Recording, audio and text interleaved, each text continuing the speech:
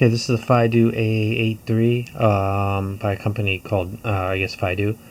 They have a new Sirius flagship IEM, which is, I believe, a hybrid also. This is a 2 balanced armature with a 10mm dynamic driver. I'm using an aftermarket cable right now because the stock cable has a locking MMCX type cable, and I like it better when I can do like this with my. It's better for fit. I like it, and also for safety. If this thing gets really stressed, it's gonna pop it right off. The other one's got a locking system, so I prefer not to deal with that.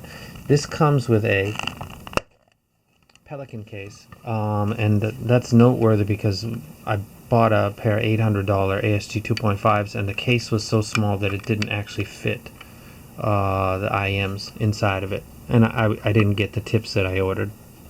Thank you, ASG. That's like the 10th time I mention that, and I'll never stop, because when you pay that much money for something, it's absolutely reasonable to expect to get what you paid for, especially when there's a quality control card that's got 3 signatures on it. So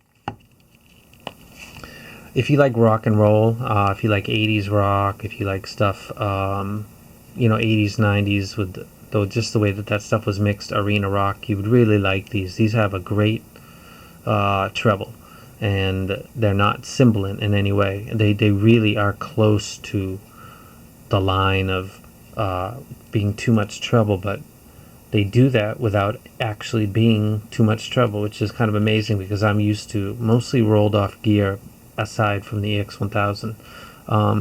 When I listen to America Tin Man, which has a triangle that comes in around 30 seconds, I'm very, very, very OCD, so I always go to the same point and the same songs and compare the same thing.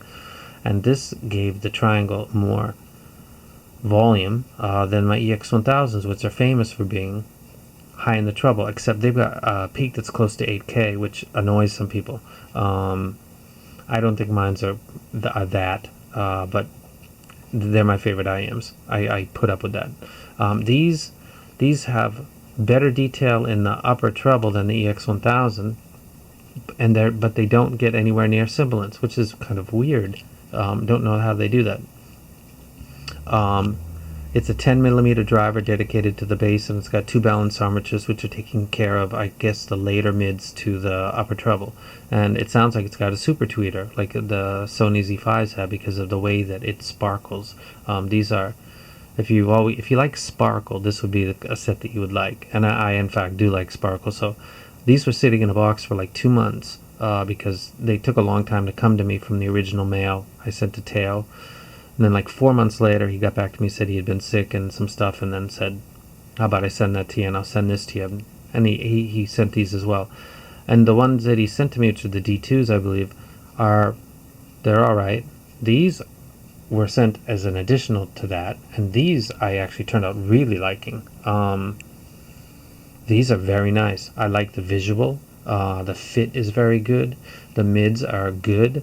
They're not hollowed, but they're not forward. The bass is whatever you EQ it to be, and the treble is very, very, very present, but it's not sibilant. It's very, very, very good tuning.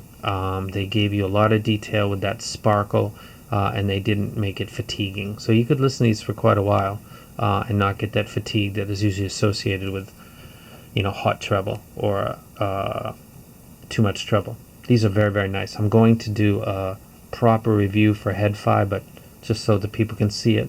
And these are not the flagships that they have right now, which are the Sirius, I guess is the name of them. They look a lot like this, but they're more like a magnesium color, and the internals are different. These are quite nice. I like these. I've got 4 things that have been sent to me, and they're really close to being returned by my money because I just can't in good conscience do videos for items that I wouldn't use myself. This is nice. Use this myself? I do use this myself. Would I wreck this? Sure. I look at what is on the market and what people ask for price wise and consider what you get for what you pay, and I think this is well within reasonable for the performance. And I think this excels beyond a lot of gear when it comes to the treble. This is treble that is tuned to sparkle and not fatigue. And that's almost an oxymoron. That doesn't make sense. One usually comes with the other, but in this case, with these, that's not really happening. You like the sound of the guitar on Fleetwood Mac is fantastic with these. The vocals are good. Not recessed. They're good. They're not in your face. Everything seems to be tuned nice, and they're very, very responsive to EQ. So these are good. These are something that was kind of hyped in the lab thread and another place.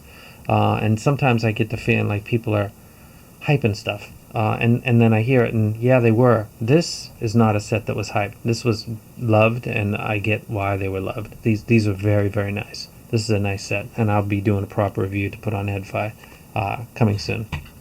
Nice stuff.